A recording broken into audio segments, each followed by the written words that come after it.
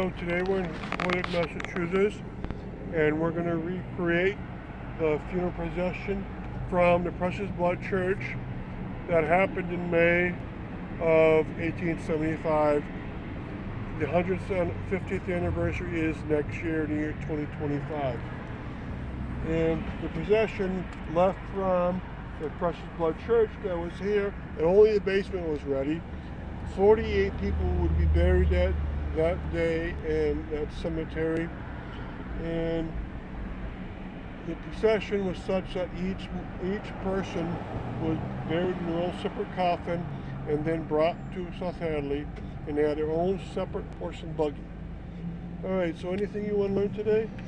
So is there any other historical significance to? Well, besides the 48 that were buried that day, there was a total of 71 people that died, and 10 of them would be buried in Quebec province, 3 would be buried in Holyoke and St. Jerome's, 3 would be buried elsewhere like Greenfield and Burlington, Vermont, and so forth. And you would have many more people die over the coming days and weeks, and so people would be buried later on. Okay, so this is just the first group, and I'll tell you much more about it as we go through. Okay, can you give us a statement about our project? And we do the podcasts and videos of Canal Days of historical tours of Greater Holyoke, and you can find podcasts and videos and tour schedules at the website holyokecanaltour.org, and find more too. And hopefully you will check out those videos, and new podcasts and videos are posted daily. Alright, so the funeral mass started here. After about an hour, they came out and put them on their separate horses. Alright, and each deceased person of the 48 would get their own horse and buggy. The church that burned was right here, to our right. Alright, there's nothing left in that spot. But remember, 71 people would die from the effects of that fire. Many from burns, many from being trampled, many from smoke inhalation, some from falls from the second floor down onto the sidewalk. Most of the deceased were young girls. Alright, and the mourners, the morgue they needed was so large they had to use this school, the Park Street School. They kept the bodies in the basement until the funeral day, got the coffins ready, and then off they went. Now, their first stop after leaving the church was to where most of the deceased people worked. And most of them worked at 2 companies, the Skinner Silk Mill and the Far Alpaca Mill. And so the funeral procession went up to that location, and thus many people it was a symbol of respect that they would go by the place that they work, and they love to work very hard, these people from Quebec.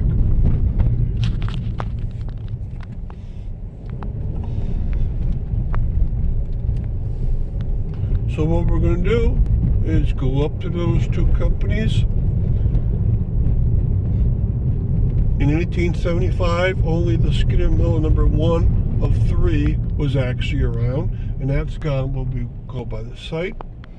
And then the Far Alpaca Company in 1875 was only 2 years into existence in Holyoke, and we'll go by the area where the Far Alpaca Mill number 1 was out of 3. And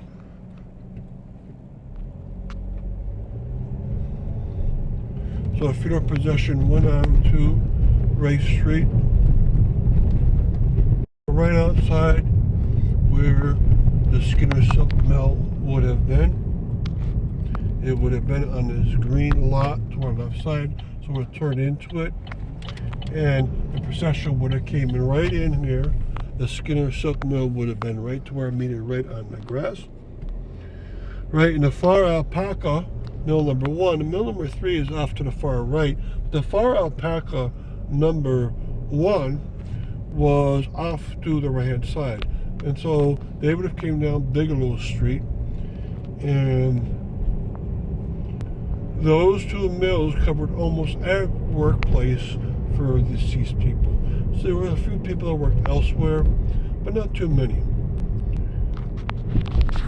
And why those companies? Because those companies were recent startups. A lot of French Canadians were coming in during the middle of the 1870s, and those two companies were employing many, many people. Now, those two companies gave all their employees the day off, and that was because of a sign of respect.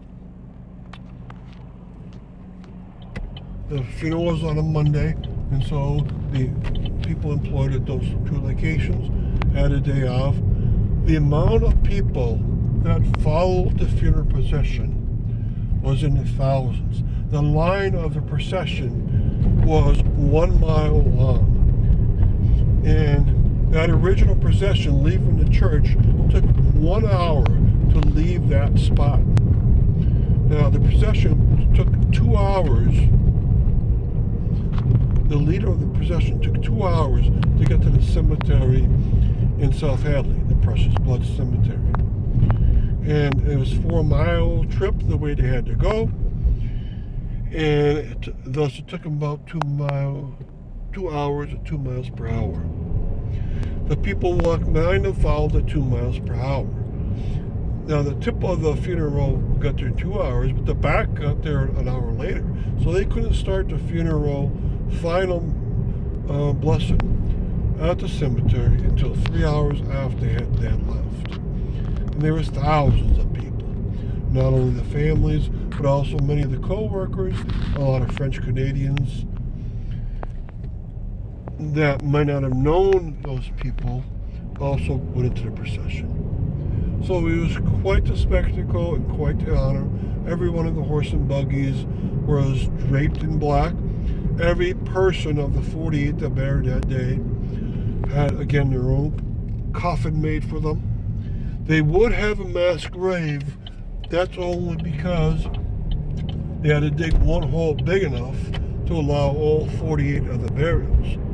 Now, remember, most of these were 12 to 19-year-old girls or women, and so they didn't take an incredible amount of space.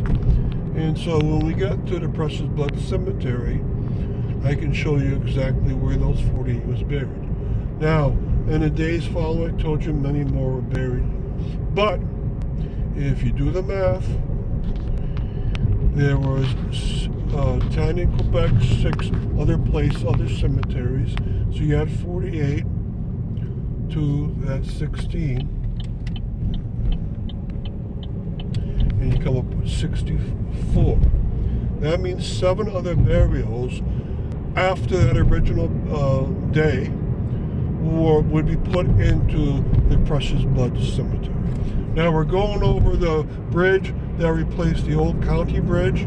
This bridge had been made in 1870. The original bridge was a wooden bridge. It wasn't replaced with a metallic bridge until the late 1880s.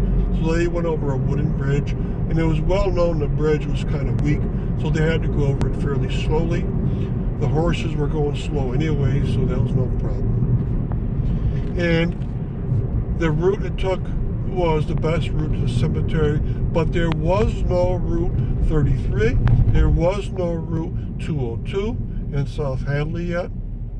There was the equivalent of Route 116, and that's where we are on now. So we're now on Bridge Street, going to Lamb Street, going to Newton Street, and that makes up the lower part of Route 116. And we're going to follow that.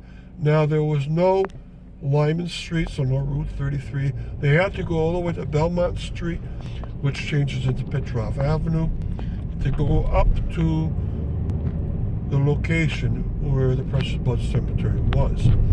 It was a cemetery made in 1873, but there were no burials in there for the first 2 years. So for 2 years, it was an empty cemetery. It was ready, but empty. And finally, in 1875, all these people would be buried. Okay, so finally we turn onto Lamb Street. And if you know South Hadley well, you would say, why didn't they go up Granby Road, Route 202? It did not exist in 1875. There was no reason for it to exist because South Hadley and Holyoke were both very small in 1875, so there's no reason to build a road up there. The road to Granby actually had to go up Petroff and then take a turn onto Old Lyman Road. That was the best way. The road to Chicopee doesn't exist anymore. Right? So we have to go along Newton Street now, which just made it finally. Can you imagine all these people, thousands of people, walking that 2 hours, 4 miles, and they had to get back the same way. So 4 hours and 8 miles total. Most of them wouldn't be used to walking, but they were used to being strong workers and standing on their feet a lot. So everyone made it fine.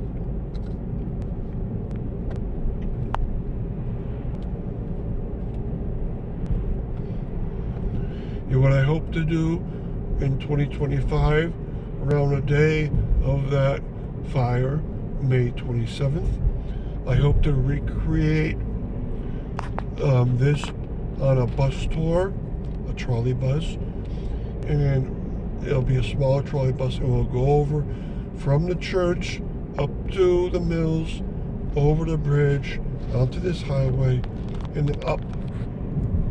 And we'll have a tour around the church area campus for 1 hour around that block. And then once we get to the cemetery, Precious Blood Cemetery, we'll talk about the Precious Blood Cemetery's existence. And we'll talk about many of the burials that happened that day. I have been able to find the birth certificates of 66 of the 71 people that died that day from that fire. I have been able to find out of the 31 people that were married of the 71, 3 were married to each other that were both the wife and husband died. So I had to find 28 marriage certificates, and I was able to find 25 of those 28. And in a not trivial fashion, I was able to find all 71 burial records. And but what I mean by that is, sure, it was easy to find the ones that were buried in Precious Blood, but the others was not trivial. 10 were buried in Quebec province. I found all those, and people were buried in 3 in Holyoke and in other locations, and I found all those. So I know the cemeteries where all the victims of the fire are buried into, and I know their true names because I found their birth certificates, and I know their spouses. In many cases, I also know who their mother and father are, and I found their parents' marriage records and birth certificates. And in some of the cases, I was able to find the parents' death certificates, and I was able to connect them and find a grave with the fire victims. So it was quite a project. I started to do it in earnest about 10 years ago when I realized I had enough ability to do this. And I have only a few records left.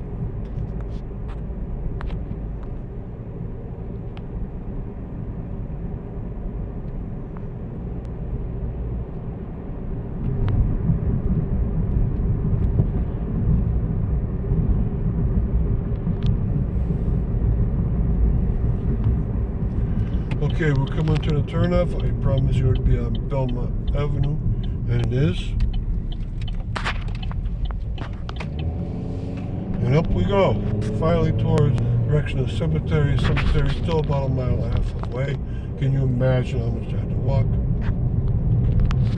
Right, along the way there's going to be 2 other cemeteries, in fact 3 others. The first one we'll pass will be the Monte della Rosa Cemetery, started in 1932. We're also going to pass the back of the Notre Dame Cemetery, started in 1891. Neither of these existed, of course, in 1875. This row was made for farm roads.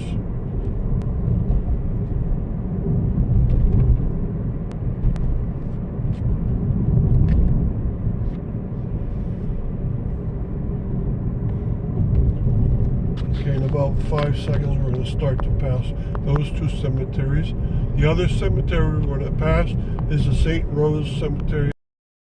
Started in 1886. Has a cemetery for St. Patrick's Church of South Hadley. So the one that you want to stop at would be the Precious Blood Cemetery. And that's on modern day Route 33 in Belmont Avenue. Now Petrarch Avenue that we're on is not part of Route 33. So if you want to recreate this route on your own, and you don't know South Hadley very well, you better get a map or look on the internet.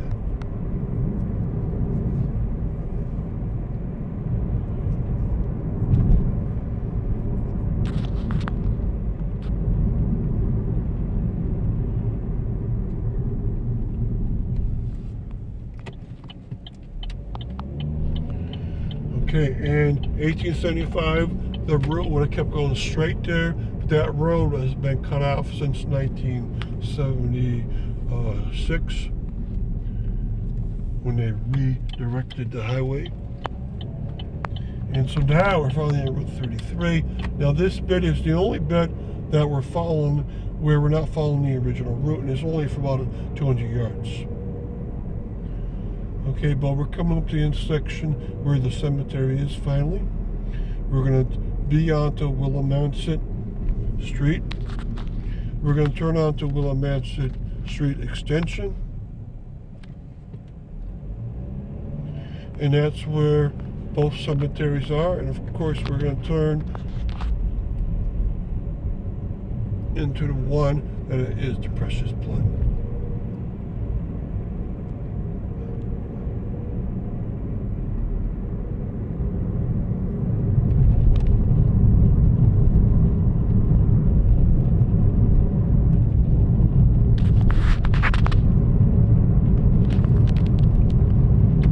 So don't miss this. It says Willimantic Street. It's really the extension of it. So you turn off Route 33. The cemetery is right in front of you. The sign says Precious Blood Cemetery. Take the first entrance of the cemetery of the three that are possible, the middle one. And then take your first left on the interior roads.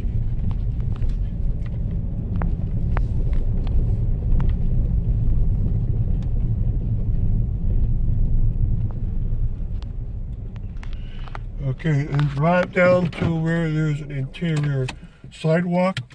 To the left, you go to Memorial. To the right, you see a big memorial stone for the priest.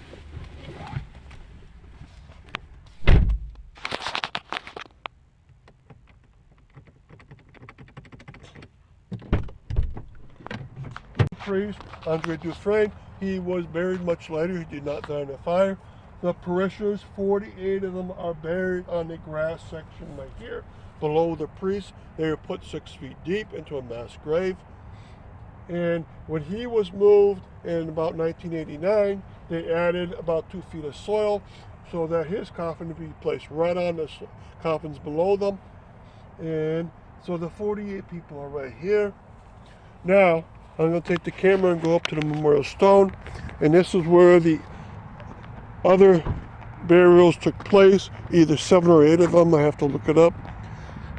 There's a sidewalk now leading to the memorial stone. Okay, and then around the back,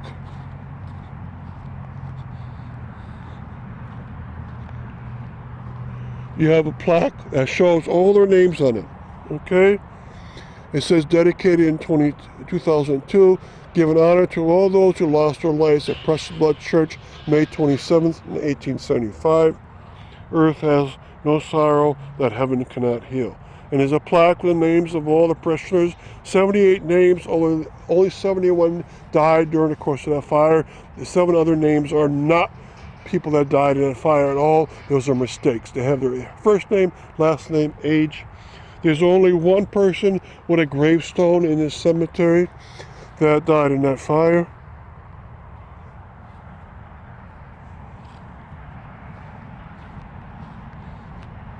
Okay, and she's the gravestone out here. Somewhat to the back, it says Munier, and if you go to the side, it says Zissa Munier, deceased the 27th of May, 1875, at the age of 20 years. She's the only known person with her own gravestone from all the many 71. Okay, so quite the incredible trip out here. It's taken us a long time.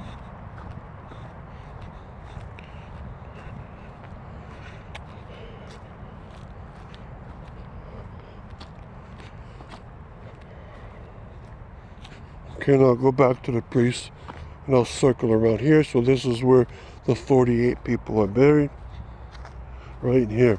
So check out the videos I've already made for this area of the cemetery. And I've pasted out, and yes, 48 people could be buried in this kind of space.